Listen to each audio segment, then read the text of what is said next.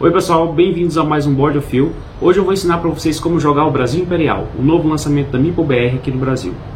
Em Brasil Imperial, nós assumimos o papel de líderes, que vão expandir e melhorar o seu império para conquistar pontos de vitórias. Quem tiver mais pontos de vitória. Para fazer o setup inicial, venha nas últimas páginas do manual de regras, páginas 22, 23 e 24, e escolha um dos mapas para ser montado. Esses mapas variam entre 2 a 4 jogadores. Para esse setup, nós vamos adotar o mapa do Império do Brasil. Após montado o mapa, pegue as peças de capital, que são essas 4 peças, embaralhe e distribua cada uma delas nos locais disponíveis das capitais. Em seguida, as revele.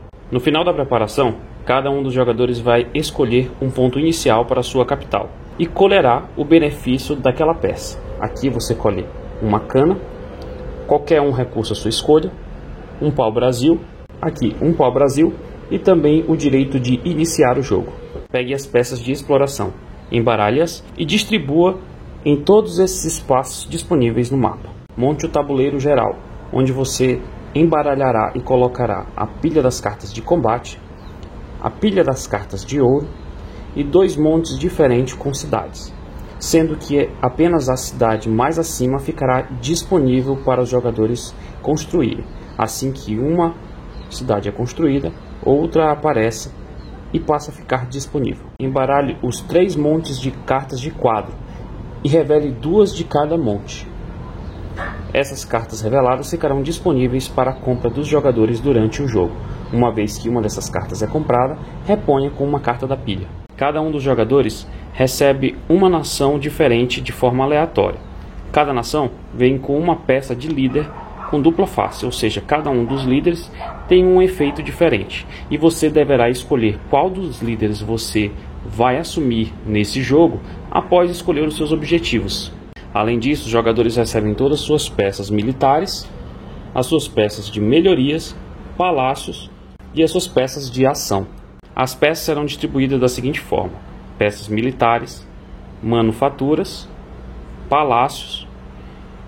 Então você reserva as peças de ação de era 2 e 3 aqui do lado, e a de era 1 será utilizada durante essa primeira era. No momento de fazer o setup dos palácios, também existe um desenho específico para cada palácio. Ficará dessa forma e sobrarão apenas 3 peças. Essa peça será a sua capital, que, por exemplo, se eu escolher esse local, virá para o tabuleiro. E essas outras 2 em caso de eu construir uma outra cidade que fique deslocada ou longe do meu reino principal, então eu alocarei essa pecinha apenas para indicar que ela faz parte do meu reino. Isso você entenderá mais à frente. Dê a cada um dos jogadores 2 cartas de missão de era, da primeira, segunda e terceira era, respectivamente era da exploração, navegação e era das ferrovias. Cada um dos jogadores escolherá apenas uma de cada era para ficar, descartando a outra. Após olhar os seus objetivos, você conseguirá escolher com mais propriedade qual líder você deverá usar durante aquela partida. No início do jogo, nós temos 3 brasões disponíveis referentes a cada uma das eras, mas você só utilizará o da era corrente. Então você pegará aquele brasão e no seu turno você poderá fazer apenas uma ação. Então você escolherá qual ação você irá fazer, colocará o brasão em cima e executará aquela ação. Num turno seguinte, você moverá aquele brasão para qualquer uma das outras ações e fará. Você nunca pode manter o brasão parado na mesma ação. Você não poderá fazer a mesma ação 2 rodadas seguidas. Quando houver uma troca de era, você poderá pegar o seu brasão, virar para esse outro lado, aprimorar uma das ações disponíveis. Então, no caso da era 1, desse primeiro brasão, quando você atribui ele a alguma das ações, digamos que eu faça a ação de convocar. Além de fazer toda a ação de convocar, eu também poderei olhar um dos tiles de exploração aqui do mapa do tabuleiro principal. Então eu pego, viro, olho e devolvo aqui para o local. Apenas eu poderei olhar. Quando eu estiver na era 2 e passar para a era 3, eu também poderei atribuir o brasão da era 2 a qualquer uma das ações. Esse brasão da Era 2 me permite comprar uma carta adicional de batalha. Então, se eu viesse fazer a ação de construir, além de poder construir algum tile de construção ou cidade, eu também poderia pegar uma carta de batalha. E o da Era 3 não tem bônus algum, porque assim que alguém completa a Era 3, esse é o gatilho de fim de jogo. A mudança de era ocorre através dos objetivos que cada um dos jogadores recebeu. Então cada jogador recebe pelo menos um objetivo, da Era 1, 2 e 3. Eu falo pelo menos um objetivo porque existem outras formas de conseguir mais objetivos, e elas são através das peças de exploração. Vamos dizer que esse aqui seja o meu objetivo número 1 para o jogo, da Era 1 para esse jogo. Eu tenho que construir um quadro, 2 manufaturas e uma fazenda. A partir do momento que eu consigo atingir esse objetivo, eu revelo ele para todos os outros jogadores como uma ação livre, e todos os jogadores ao mesmo tempo passarão da Era 1 para a Era 2. Mas os outros jogadores em eras seguintes também poderão voltar e completar o seu objetivo 1, mesmo que ele não tenha completado ainda. Então podemos todos os jogadores estar na Era 2, já que eu passei, mas o meu oponente poderá completar o seu objetivo de Era 1 que ficou para trás. A partir daí, o primeiro jogador que conseguir completar os objetivos da Era 2 revela para a mesa e todos os jogadores passam para a Era 3. E quando o primeiro jogador completar o objetivo de Era 3, esse será o gatilho para o fim do jogo. Esse tile de primeira ação sempre fica com o primeiro jogador, porque todos os jogadores terão um número igual de ação no jogo.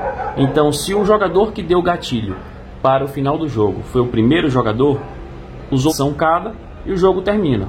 O jogador que deu gatilho não vai ter mais uma ação. Mas, se o jogador que deu gatilho para o final do jogo foi o último a jogar no primeiro turno, então o jogo termina imediatamente. Por cada objetivo que você concluir, você ganha pontos. Então, se você concluir o objetivo da Era 1, você ganha 1 ponto, nesse caso dessa carta. Da Era 2, 2 pontos. Na Era 3, ele é um pouco diferente. Se outro jogador der o gatilho de fim de jogo e você não tiver completado seu objetivo por inteiro, você consegue pontuar parcialmente. Então, eu posso não ter completado esse meu objetivo, mas digamos eu posso ter feito 4 produtos manufaturados, então eu recebo 1 ponto. Ou eu posso ter feito 2 cidades e recebo 1 ponto. Mas se eu não tiver feito, digamos, 2 prédios do nível 3, eu não recebo aquele ponto. Imediatamente quando você consegue cumprir o seu objetivo, você também tem direito a colocar um palácio em uma construção ou cidade sua. Se você completou o primeiro objetivo, o objetivo de primeira era, você apenas pode colocar esse palácio. Então, digamos que eu tenho uma construção de primeira era aqui no tabuleiro. Então, eu poderei colocar esse palácio aqui nessa construção, sem custo algum, e recebo o bônus, que no caso é uma cana de açúcar, e eu posso fazer uma das melhorias, ou a melhoria de pigmentação, ou a melhoria de açúcar. Quando eu completo os objetivos de Era 2, eu tenho entre esses 4 palácios para escolher. Então eu posso colocar qualquer um deles e eles dão um bônus diferente. Esse palácio vai me render uma carta de ouro mais 1 ponto para cada fundição que eu tiver. Esse ponto de vitória ele também vale como uma força adicional, que será explicado mais à frente. Esse outro palácio aqui deve ser construído apenas em plantações. E além disso, ele me rende um algodão e mais 2 pontos por plantação que eu tiver em jogo.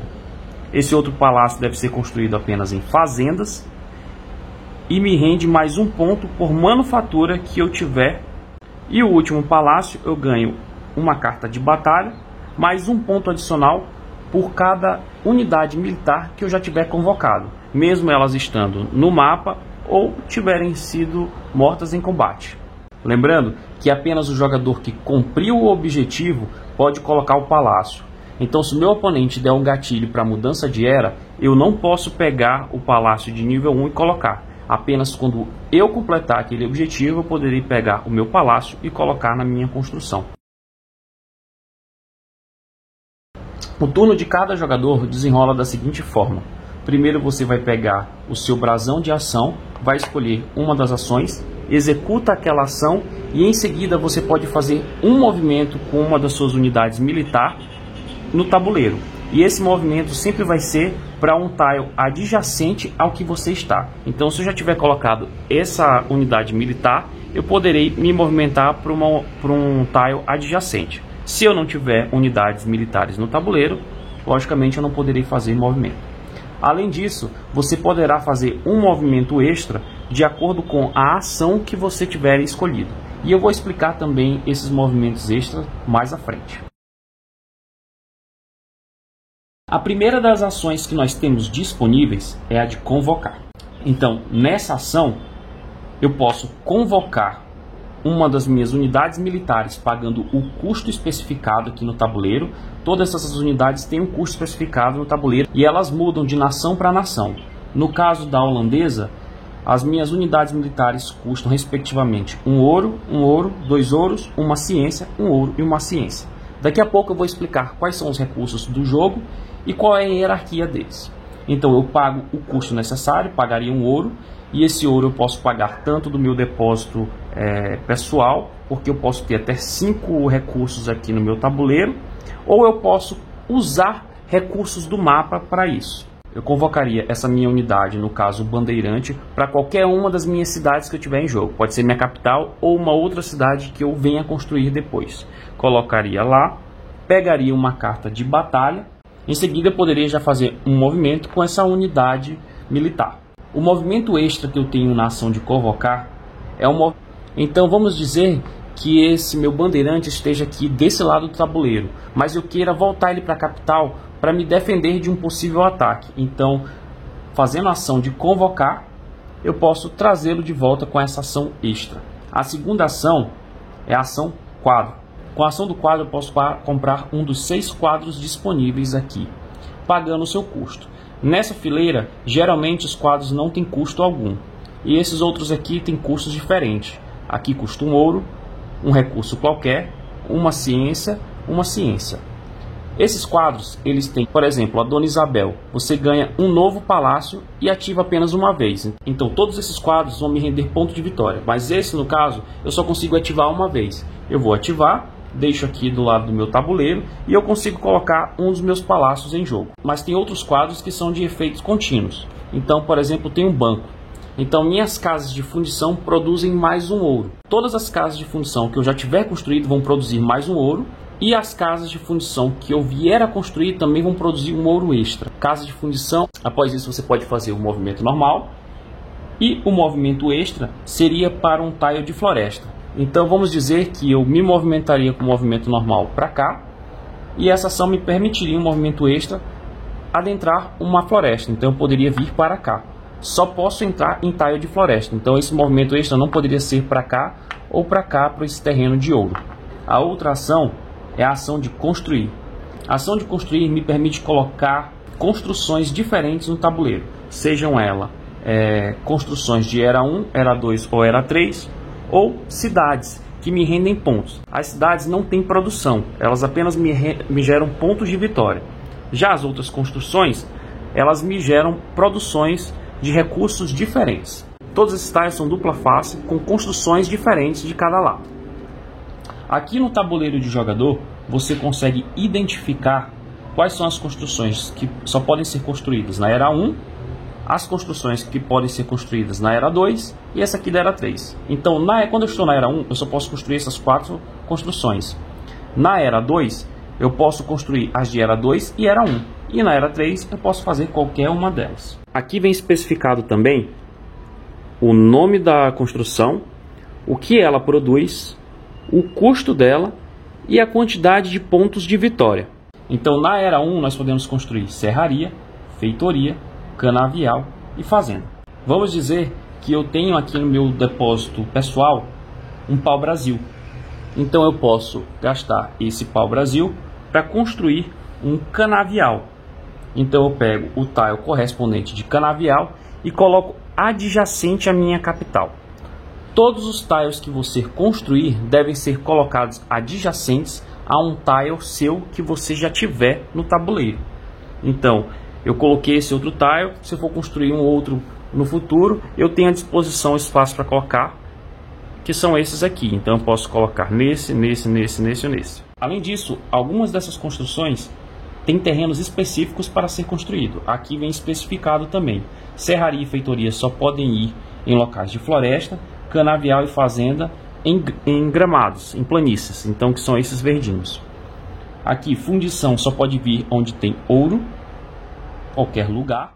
Igreja e academia também podem ser construídas em qualquer lugar, inclusive em cima de outras construções suas. Isso também serve para as cidades. Há apenas uma diferença na construção das cidades. A cidade, primeiro você precisa ter construído o seu monarca.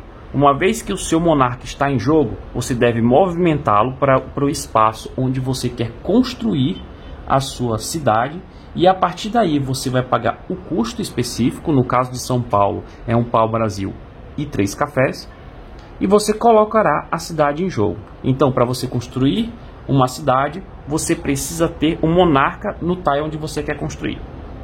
Além disso, a cidade é o único dos tiles, é a única das construções que não precisa estar necessariamente adjacente ao seu reino. Então você pode movimentar o seu monarca para um local distante e então construir naquele ponto. Então você vai pegar uma dessas peças e colocar lá para indicar que ela é do seu reino. Tem uma outra regra de construção de peças que serve tanto para a cidade quanto para qualquer outra das construções. Vamos dizer que nós temos ao reino de um oponente. Então eu não posso chegar aqui e construir, digamos que meu reino já esteja grande o suficiente e eu poderia construir aqui nesse espaço. Não poderia construir aqui ao lado de outro reino. Você nunca pode unir 2 reinos oponentes. Então se eu andei com o meu monarca e quisesse colocar uma cidade nesse ponto, eu não poderia porque ela está adjacente. Mas eu conseguiria colocar aqui porque ela tem 1 de distância. Em seguida, você pode fazer um movimento simples, e o movimento extra dessa ação é para dentro de um tile de uma construção minha. Então, eu poderia me movimentar com ação extra para essa minha construção. A quarta ação é a de reformar. Quando você faz a ação de construir, você imediatamente coloca os recursos indicados naquela peça em cima. Então, você pode utilizar aqueles recursos para fazer outras construções, manufaturas. Você pode usar tanto os que estão no seu tabuleiro pessoal, que lembre que o limite é 5, ou os daqui. Então, digamos, eu poderia utilizar esse pau-brasil e essa cana para construir uma fazenda, que é exatamente esse o custo. Uma vez que você utilizar todos aqueles recursos, aquele canavial não volta a produzir. Ele só volta a produzir exatamente quando você faz a ação de reformar. Quando você faz a ação de reformar, você vai novamente colocar 2 canas em cima daquele canavial.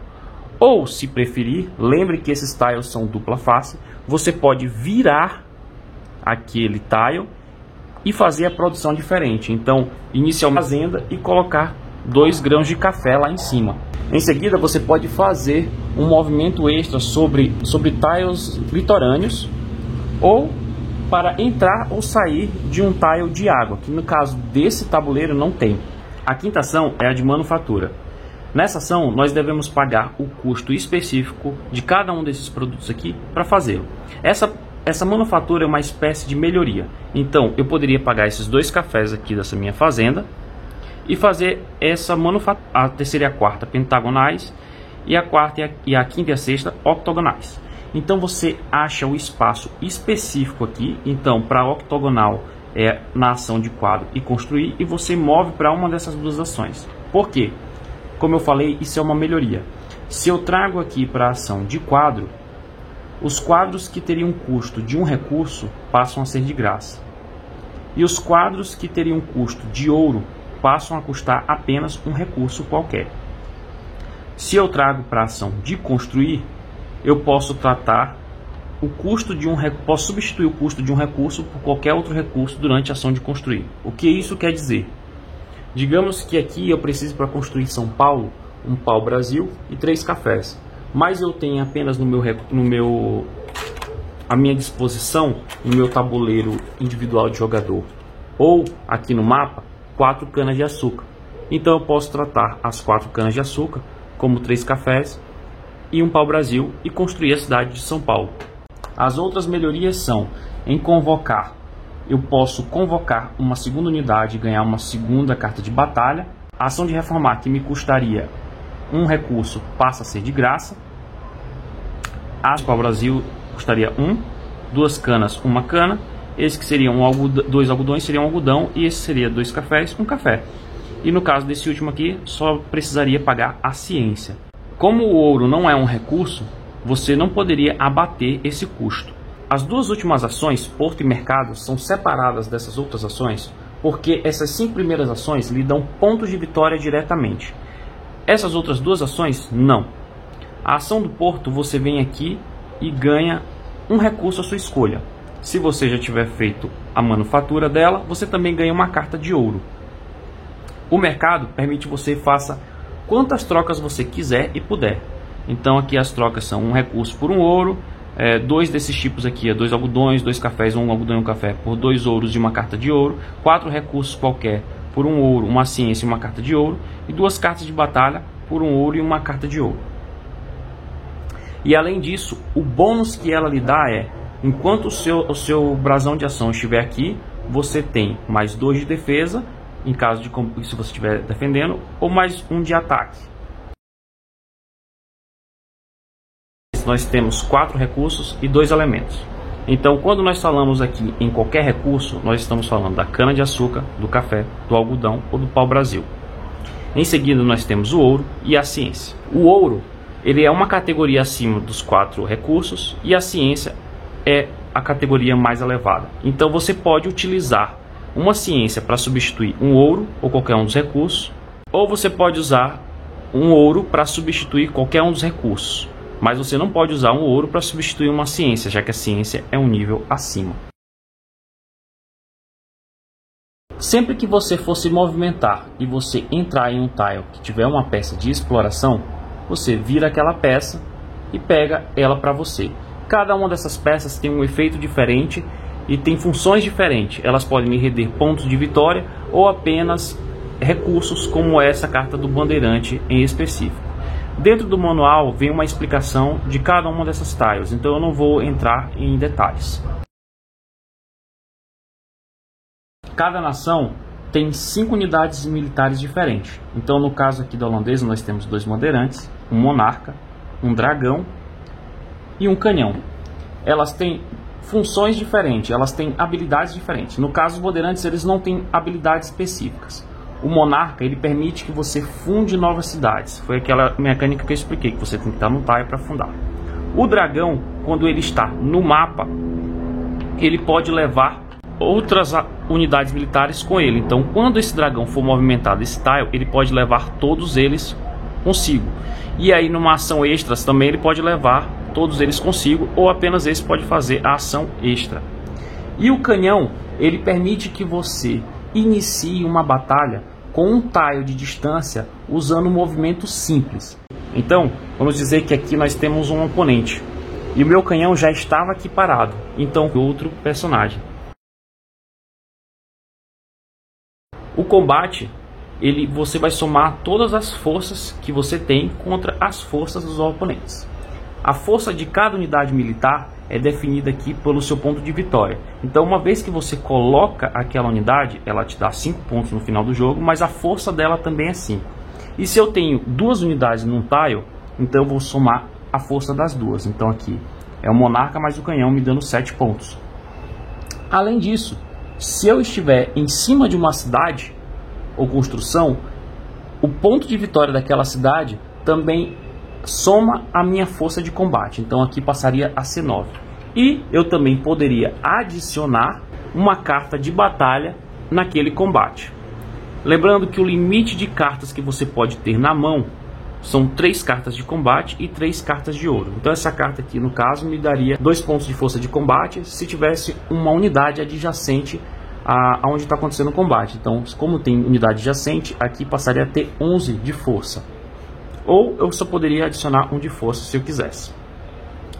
Eu escolho as cartas que eu vou utilizar, escolho, mas eu deixo aqui revelada, virada para baixo. Depois o meu oponente vai somar todas as forças dele e vai decidir se ele vai usar uma carta de batalha.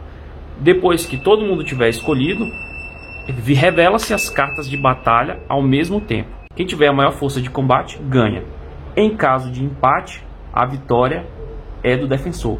O jogador que perdeu, no caso vamos dizer que eu teria perdido aqui esse combate. Todas as minhas unidades militares voltam para o meu tabuleiro de jogador, mas elas não cobrem os espaços iniciais. Elas vêm aqui para uma parte central, porque uma vez que eu coloco elas em jogo, aqueles pontos são liberados para sempre, mesmo que elas tenham sido derrotadas em combate.